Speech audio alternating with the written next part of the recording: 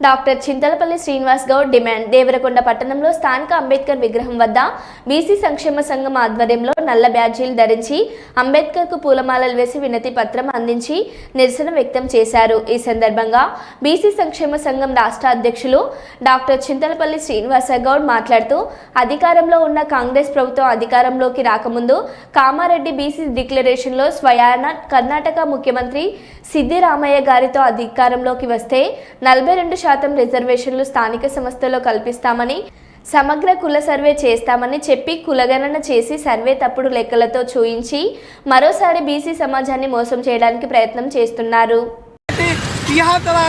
నిజమైనటువంటి సర్వేను బయటికి తీసుకొచ్చి మరి నిజమైనటువంటి రిజర్వేషన్లు మాకు ఇవ్వాలి.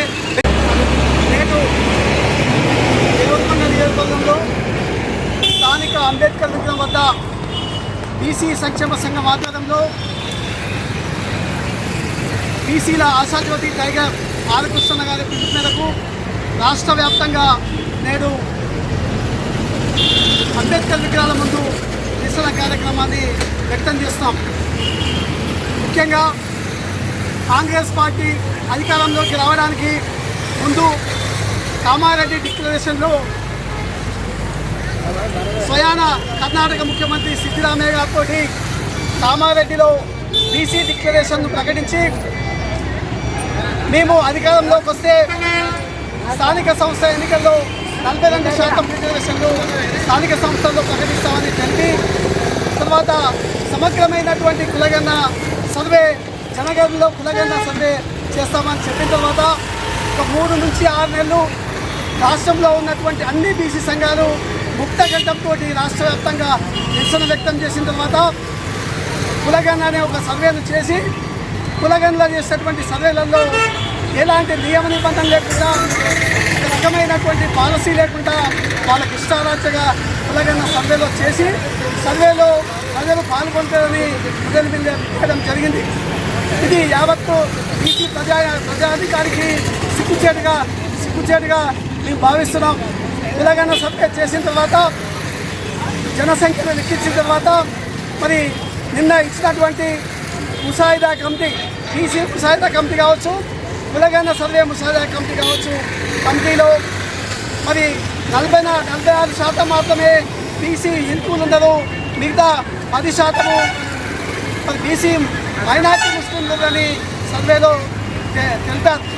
మరి నేను బీసీ ముసాయిదా కమిటీ కావచ్చు, మరి కులగణన సర్వే ముసాయిదా కమిటీ కావచ్చు, మరి ఒక్క బీసీ మంత్రి ఉంటే, పొన్నం ప్రభాకర్ లాంటి ఒక బీసీ మంత్రి ఉంటే బీసీ మంత్రికి ముసాయిదా కమిటీలో సభ్యుడిగా ఏర్పరచకుండా మరి ఉత్తమ్ కుమార్ రెడ్డి గారు ఒక బీసీ అయినట్టుగా ముసాయిదా కమిటీలో సభ్యునిగా ఉండి మరి యావత్ ఎస్సీ ఎస్టీ బీసీ ప్రజానికానికి మరి సిగ్గుచేటుగా అవమానకరంగా జనాభా లెక్కల్లో మరి ఒక భారత రాజ్యాంగ స్థాయిలో ఉండి సిగ్గుచేటుగా అవమానకరంగా మరి అవమానం చేసినటువంటి పరిస్థితి మాకు కనిపిస్తుంది.